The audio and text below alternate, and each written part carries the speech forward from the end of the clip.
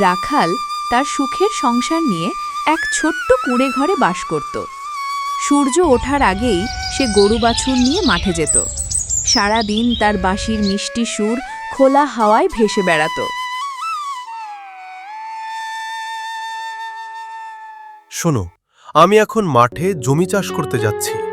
আজ সারাদিন ওখানেই কাজ থাকবে। দুপুরে যখন রোদ বাড়বে তখন যদি সময় পাও আমার জন্য একটু খাবার নিয়ে মাঠে চলে এসো। তোমার হাতের খাবার খেলে কাজের ক্লান্তিটা আর টের পাই না।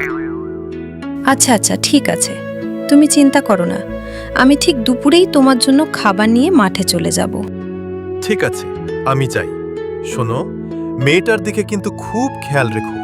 ও যেন খেলতে খেলতে পুকুর পাড়ে চলে না যায়।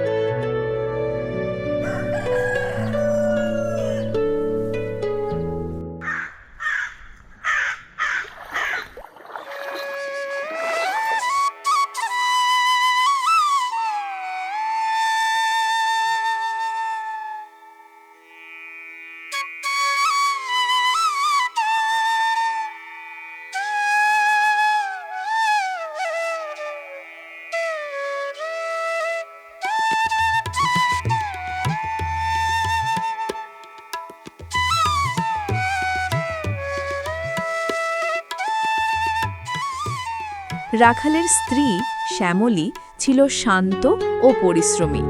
সে ঘর সামলাত আর তাদের মেয়েকে দেখভাল করত। দুপুরে শ্যামলী পান্তা ভাত আর কাঁচা লঙ্কা নিয়ে মাঠে যেত রাখালের জন্য। সেই সাধারণ খাবারটুকুও তাদের কাছে অমৃতের মতো লাগত। রাখাল মাঠের কাজে ব্যস্ত থাকত, আর মেয়ে মায়ের কোলে বসে বাবার কাজ দেখত।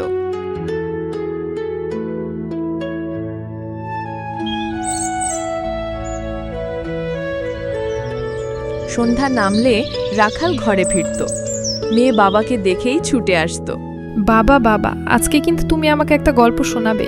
আচ্ছা মা, আজ তোকে অনেক গল্প শোনাবো।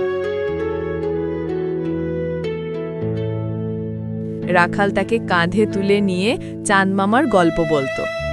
মাটির প্রদীপের মৃদু আলোয় তাদের ছোট্ট ঘরটি ভরে উঠত শান্তি আর ভালোবাসায়। অভাব ছিল, কিন্তু তাদের মনে কোনো দুঃখ ছিল না, কারণ তারা জানত ছোট্ট এই ভালোবাসার সংসারটাই তাদের কাছে পৃথিবীর সবচেয়ে বড় সুখ।